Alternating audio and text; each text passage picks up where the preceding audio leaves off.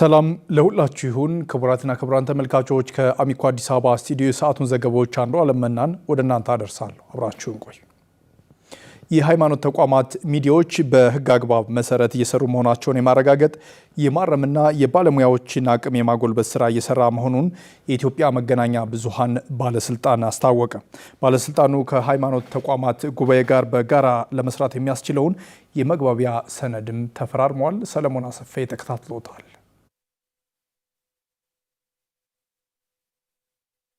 የኢትዮጵያ መገናኛ ብዙሃን ባለስልጣን ከኢትዮጵያ የሃይማኖት ተቋማት ጉባኤ ጋር በጋራ ለመስራት የሚያስችለውን የስምምነት ፊርማ በዛሬው ዕለት አከናውኗል። በተለይ ይህ የስምምነት ፊርማ ሀገራዊ አንድነትንና አብሮነትን በማጠናከር በተለይም ሐሰተኛ መረጃን በመቃወም ኢትዮጵያዊ አንድነትን በማጉላት ረገድ የጎላ አስተዋጽኦ እንዳለው የኢትዮጵያ የሃይማኖት ተቋማት ጉባኤ የበላይ ሰብሳቢ ቀሲስ ታጋይ ታደለ በመርሃ ግብሩ ላይ ተናግረዋል።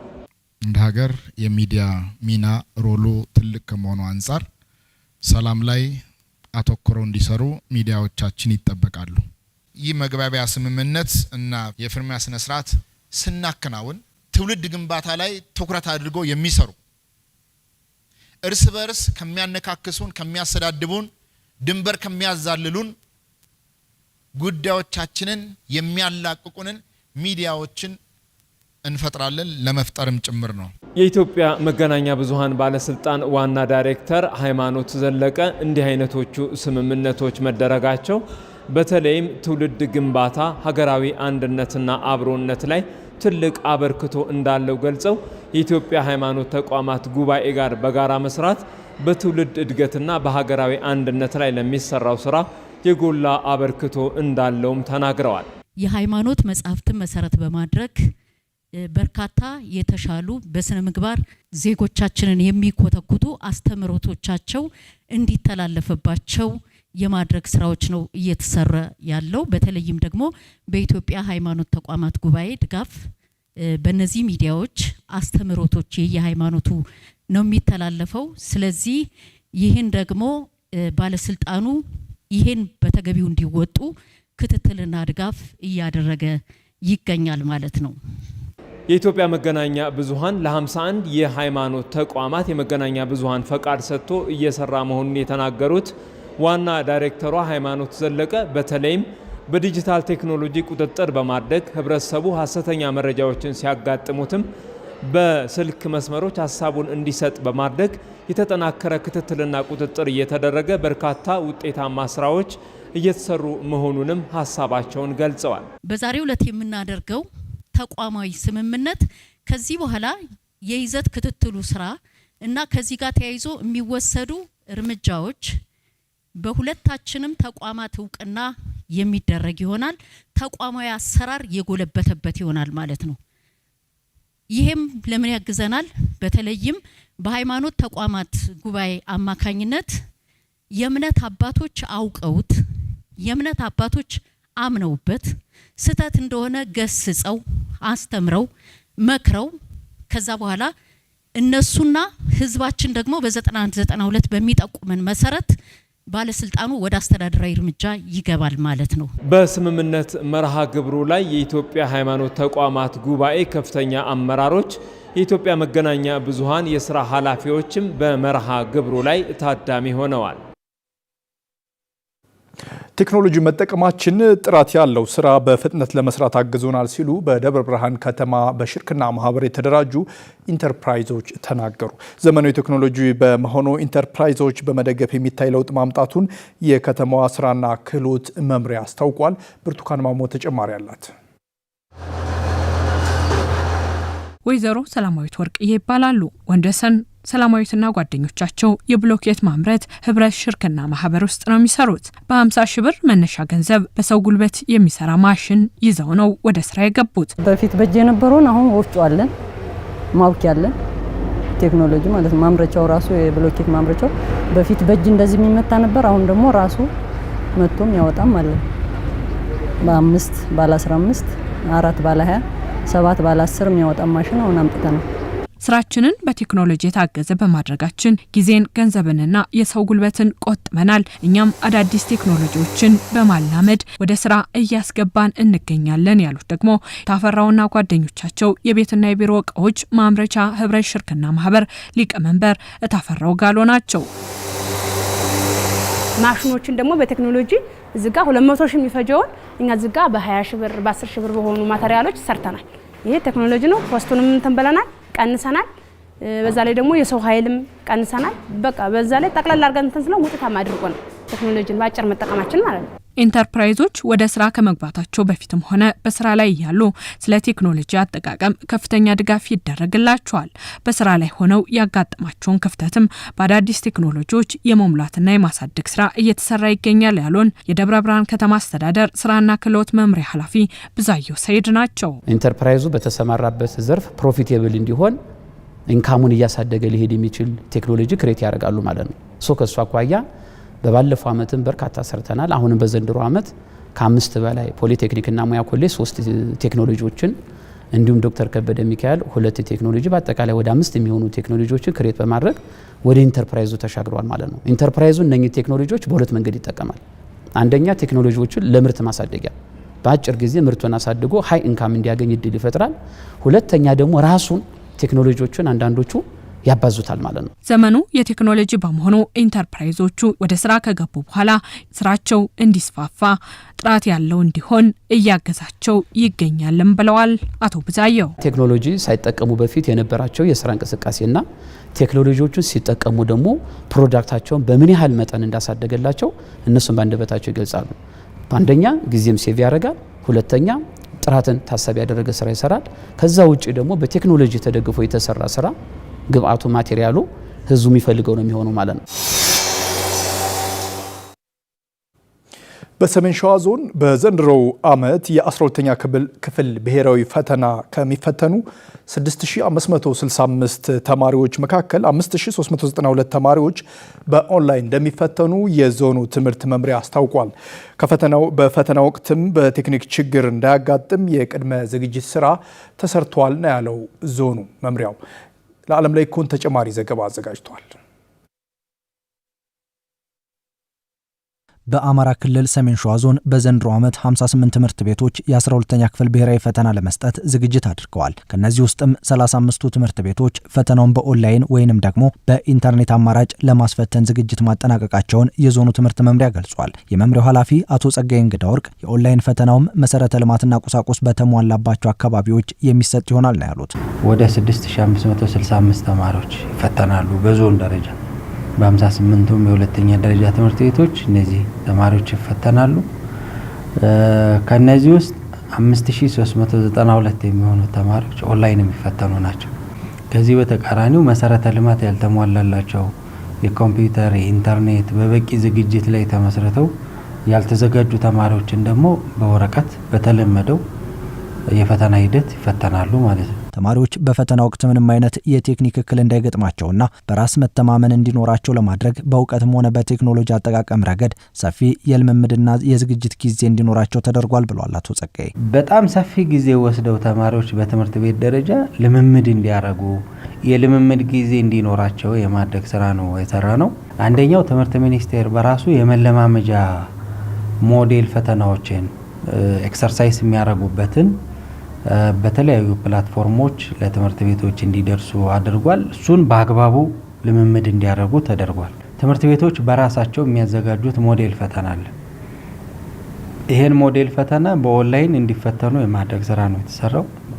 ከዛ ባሻገር በዞን ደረጃም የሞዴል ፈተና አዘጋጅተን ለተማሪዎች እንዲለማመዱ ያደረግንበት ሁኔታ ነው ያለው። በኦንላይን ከሚያስፈትኑ ትምህርት ቤቶች መካከል የአጣየ ሁለተኛ ደረጃ ትምህርት ቤት አንዱ ሲሆን ተማሪዎቹም ለፈተናው የሚያግዝ በቂ የልምምድ ጊዜ ተሰጥቷቸው መለማመዳቸውንና ለፈተናው ዝግጁ መሆናቸውን አረጋግጠዋል። የዚህ አጣየ ሁለተኛ ደረጃ ትምህርት ቤት ለኦንላይን ፈተና አዲስ መሆናችንን አስመልክቶ የኦንላይን ልምምድ እንደዚህ በምርጥ መንገድ እየተሰጠንና ፈተናውን እየለመድን ነው። ስለ ኦንላይኑ በቂ እውቀት ባላቸው ሰዎች እየሰለጠን እንገኛለን። አሁን አብዛኛው ተማሪ በሚባል ደረጃ ስለ ኦንላይኑ ብዙ መረጃ አግኝቷል፣ እንዲሁም ደግሞ ኤክስፒሪየንስ አግኝቷል ማለት ነው። ከዚህ በኋላ ለሚገጥመን የኦንላይን ፈተና በጥሩ ሁኔታ እንወጣለን ብዬ እገምታለሁ። በፈተናው ሂደት ላይ ሊያጋጥሙ የሚችሉ የኤሌክትሪክ ኃይል፣ የኢንተርኔትና ሌሎችም ተያያዥ የቴክኒክ ችግሮችን አስቀድሞ ለመከላከል የሚያስችል የቅድመ ዝግጅት ስራ መሰራቱም ተገልጿል። ከኢንተርኔት አማራጭ ውጪ የሚፈተኑ ተማሪዎች እንደ ወትሮ በወረቀት ይፈተናሉ ብለዋል። ህጻናት የነገ ሀገር ተረካቢ ትውልድ ሆነው እንዲወጡ እንሰራለን ሲል የአዲስ አበባ ከተማ አስተዳደር ሴቶችና ህጻናት ማህበራዊ ጉዳይ ቢሮ ገለጸ። የህጻናት ሰብአዊ መብት ለመጠበቅና የጉልበት ብዝበዛን ለመከላከልም ከባለድርሻ አካላት ጋር እየሰራ መሆኑን ገልጿል። አየለ መስፍን ዝርዝር አለው። የአዲስ አበባ ከተማ አስተዳደር ሴቶች ህጻናትና ማህበራዊ ጉዳይ ቢሮ የአፍሪካ ህጻናት ቀንን ምክንያት በማድረግ ለመገናኛ ብዙሃን በሰጠው መግለጫ የህጻናት መብትና ደህንነትን ለማስከበር ኢትዮጵያ የፈረመችውን ዓለም አቀፍ ስምምነት ለመተግበርና ሀገር ተረካቢ ብቁ ዜጋ ለማፍራት እየተሰራ ነው ብሏል። የቢሮ ኃላፊ ቆንጂት ደበላ በየዓመቱ የሚከበረው የህጻናት ቀን ህጻናትን ከጉልበት ብዝበዛና ከጾታዊ ጥቃት ለመከላከል እንዲቻል የግንዛቤ ማስጨበጫ መድረኮች ይካሄዳሉ ብለዋል። የህጻናት መብትና ደህንነት ማክበር እንደ ሌሎች የበጎ አድራጎት ስራዎች ሳይሆኑ የዓለም አቀፍ ስምምነቶች ኢትዮጵያም የፈረመቻቸው እንደዚሁም በአፍሪካ የህጻናት ቻርተር ላይም እንደዚሁም ደግሞ በኢፌድሪ ህገ መንግስት ላይም የተደነገገ ህጋዊ ግዴታ መሆኑንም ለማሳሰብና ለማስገንዘብም ጭምር ነው ማለት ነው። ለህጻናት የምናመቻቸው ንጹህና ደህንነቱ የተጠበቀ አካባቢ ዛሬ ላይ ጤናማ ትውልድ እንዲኖረን ነገ ላይም የተረጋጋች የበለጸገች ኢትዮጵያ የመገንባት ዋስትናችን አንዱ ትውልድ ላይ የመስራት ጉዳይ ነው ማለት ነው። ህጻናት የነገ ሀገር ተረካቢ ትውልድ እንዲሆኑ ሁሉም ባለድርሻ አካላት ሚናቸውን መወጣት አለባቸው ሲሉ መልእክት ያስተላለፉት ደግሞ የአዲስ አበባ ከተማ አስተዳደር ሴቶች ህጻናትና ማህበራዊ ጉዳይ የህጻናት ዘርፍ ምክትል ቢሮ ኃላፊ ወይዘሮ ቤተልሔም ተስፋዬ ናቸው። በዚህ አመት በጣም እየሄድን ያለንበት አንዱ ስራ ጥቃት ላይ የፈለገ መከላከል ብንችል የፈለገ ጥቃት የፈጸመው አካል ቢታሰር ቢወጣ ለልጆቹ መልሶ የሚያመጣው ነገር እምብዛም ነው።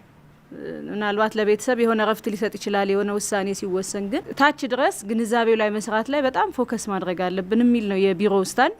እሱ ላይም ሰፊ ስራዎች እየሰራን ነው ማለት ነው። ምክንያቱም ህብረተሰቡ እያንዳንዱ ህብረተሰብ ላይ መድረስ ካልቻልን፣ ህብረተሰቡ ግንዛቤ እንዲኖረው ማድረግ ካልቻልን ጥቃትን ማቆም አንችልም፣ መከላከልም አንችልም ማለት ነውና የጥቃት ተከላካይ ኮሚቴ የሚባሉ ህብረተሰቡ በጣም የሚያምንባቸው በየአካባቢያቸው ተጽዕኖ ፈጣሪ ናቸው የሚሏቸውን የህብረተሰብ ክፍሎች በየወረዳው ብቻ ሳይሆን እንዳልኳችሁ በየመንደሩ በየብሎኩ የማደራጀት ስራ ሰርተናል። ውጤትም እያየንበት ነው። ይገመገማል ማለት ነው። በየወሩ ፕሮግራም አስቀምጠን እንደ ማዕከል ደግሞ በየሩብ አመቱ ስራቸውን እየገመገምን እንሄዳለን ማለት ነው። ዩኒሴፍም እያገዘን ወርልድ ባንክም እያገዘን የተለያዩ አጋር ድርጅቶችንም እየተጠቀምን ቤተሰብ ያላቸውን ወደ ቤተሰብ የሌላቸውን ደግሞ ስልጠናዎችን ሰጥተን የሚቋቋሙበትን መንገድ የራሳቸውን ስራ የሚጀምሩበትን መንገድ በተቻለ መጠን እንደ ቢሮ እየሰራን እንገኛለን። የህጻናት ቀንን ምክንያት በማድረግ ቢሮ ከተለያዩ ተቋማት ከተውጣጡ ባለድርሻ አካላት ጋር የፓናል ውይይት አካሂዷል።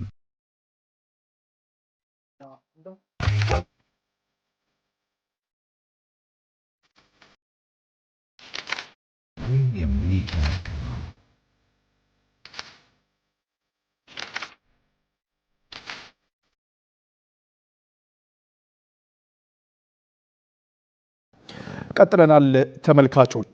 በኢትዮጵያ ዘመናዊ ሰራዊት ግንባታ ውስጥ ከፍተኛ ሚና ተጫውተዋል። በማይጨው ጦርነትና በስደት ሆነው ሀገር ነፃ ለማውጣት በተደረጉ ተጋድሎዎች መስዋዕትነትን ከፍለዋል።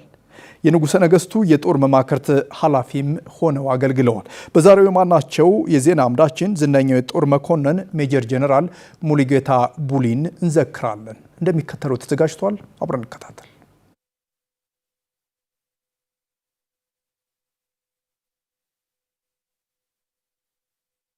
Aggression in Korea was promptly met and gallantly withstood by forces of the United Nations. በኮሪያ ምድር በግንቦት ወር 1953 የታየው ክፍለ ጦራችን የሚኮራበትና የሚያስደስት ነገር ተከሰተ። ሰኔ 3 ቀን 1953 ጠዋት ጄኔራል ሙሉጌታ ቡሊ ቃኘው ሻለቃ ጦር ሰፈር ደረሱ። ጄኔራሉ በዩኪ ማዘዣ ጣቢያ ስለተፈጸመው ግዳጅ ልባቸው ተደስቶና ኮርቶ ከስፍራው ሲደርሱ ለክብራቸው በሰልፍ የሚጠብቃቸው ጦር ትይዩ ቆመውና ወታደራዊ ሰላምታ ሰጥተዋል። እነዚህም ሰልፈኞች ከአንገታቸው ቀጥ ብለው እንደ ብረት ጸንተው በነብር አይኖቻቸው ጄኔራሉን ሲመለከቱ ግዳጃቸውን የተወጡ ጀግኖች መሆናቸውን ልባቸው እየነገራቸው ነበር። ጄኔራሉን ትክ ብለው ሲያዩም የቃኘው ሻለቃ ተዋጊዎች ላለቃቸው ይህን ይናገሩ ነበር። ጄኔራል ወደ ሀገራችን በድል እንደምንመለስ አይጠራጠሩ። ሲመለሱም ባንዲራችንን ፍጹም ዝቅ እንደማናስደርግ ለንጉሠ ነገሥቱና ለኢትዮጵያ ሕዝብ እንዲያረጋግጡልን አደራ ብለዋል።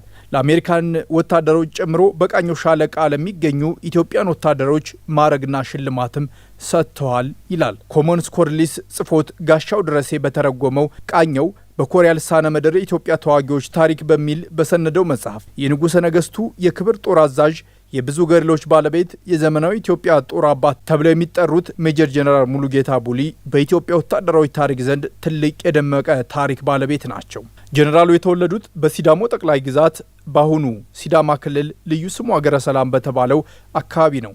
ትምህርት የጀመሩትም በመጀመሪያ በመሰረታዊ የቤተ ክርስቲያን ትምህርት ሲሆን መደበኛ ዘመናዊ ትምህርታቸውን የጀመሩት ደግሞ በሲዳሞ የፊት አውራሪ ብሩ ትምህርት ቤት ውስጥ ነው። ከፈረንሳይኛ በተጨማሪም አማርኛና ግዕዝን የተማሩና አቀላጥፈው የሚናገሩ ነበሩ።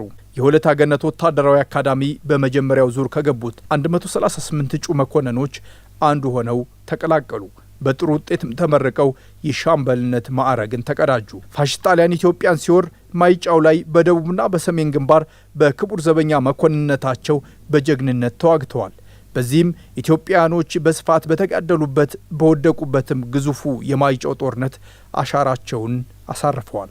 ፋሽስት ጣሊያን ኢትዮጵያን ሲቆጣጠር በ1928 ዓ.ም ጅቡቲ አምርተዋል። ስደተኞችን የኢትዮጵያ ጦር በማደራጀትና ወደ ሀገር ውስጥ ተመልሶ ለነጻነት እንዲዋጋ በማዘጋጀት ረገድ ትልቅ ታሪካዊ አሻራ ያሳረፉት።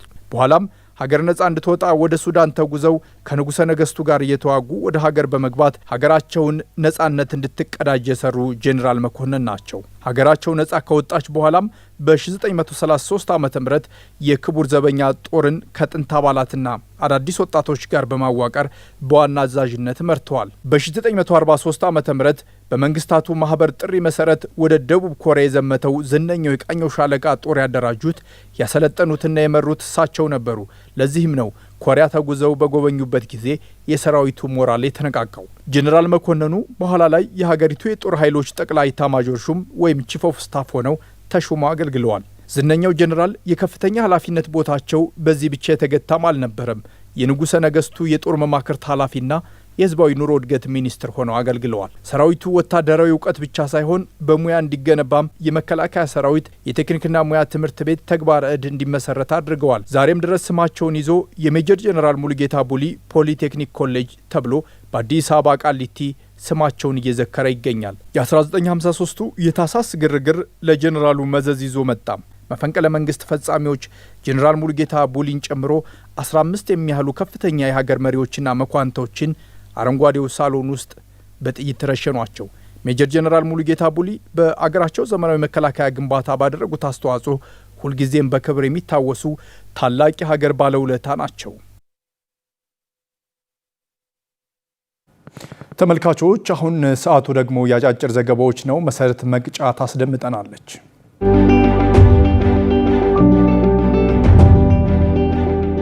የሳይበር ደህንነትና የሰው ሰራሽ አስተውሎት ዓለም አቀፍ ኮንፈረንስ ሰኔ 17ና 18 በአዲስ አበባ የአፍሪካ ኢኮኖሚክ ኮሚሽን እንደሚካሄድ ተገለጸ።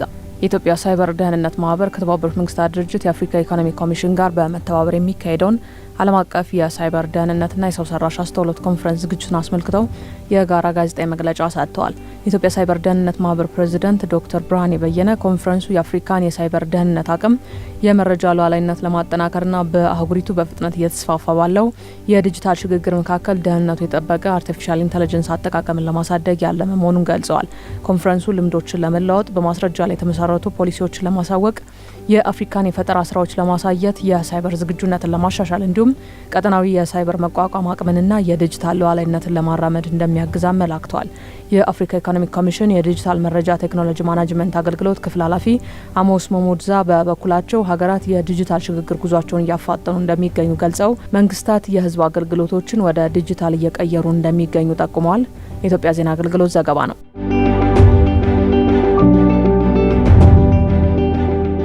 የኢትዮጵያ ቤተ መዛግብትና ቤተ መጻሕፍት አገልግሎት ዘመናዊ የቤተ መጻሕፍት ስርዓትን ለመዘርጋት የሚያስችለውን የጽሑፍ ሀብቶችን ወደ ዲጂታል የመቀየር ስራ በይፋ አስጀምሯል። በመጀመሪያው ምዕራፍ 20 ሚሊዮን ገጾችን ወደ ዲጂታል የመቀየር ስራ እንደሚከናወን ተገልጿል።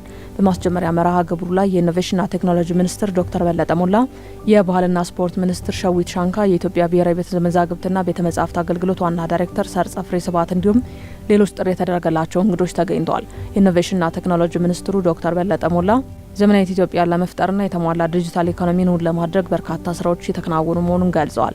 ለአብነትም ከወረቀት አሰራር ወደ ዲጂታል የመሸጋገርና የታሪክ ሀብቶችን ወደ ዲጂታል ቋት በማስገባት ለቀጣይ ትውልድ የማስተላለፍ ስራ እየተሰራ ይገኛል ብለዋል። የኢትዮጵያ ቤተ መዛግብትና ቤተ መጻሕፍት አገልግሎት የጀመረው ጉዞም የዲጂታል ኢትዮጵያ 2030 ስትራቴጂ አካል ሲሆን በቀጣይ በሁሉም ዘርፎች ተጠናክሮ እንደሚቀጥል ነው ያነሱት። የባህልና ስፖርት ሚኒስትር ሸዊት ሻንካ በኩላቸው የኢትዮጵያ ቤተ መዛግብትና ቤተ መጻሕፍት አገልግሎት የሀገር ታሪክ፣ ባህልና ማንነት የተሰነደበት ማዕከል መሆኑን ገልጸዋል። የኢትዮጵያ ዜና አገልግሎት ዘግቦታል። ተመልካቾች ለዛሬ የተዘጋጁ ዘገባዎች እኒህ ናቸው። አንዷለም መናን ከመላ ስቱዲዮና የስርጭት ባለሙያዎች ጋር በጋራ በመሆን ወደ እናንተ አደረስኩ። አብራችሁ ስለነበራችሁ ስለተከታተላችሁን አመሰግናለሁ። ጤና ይስጥልኝ።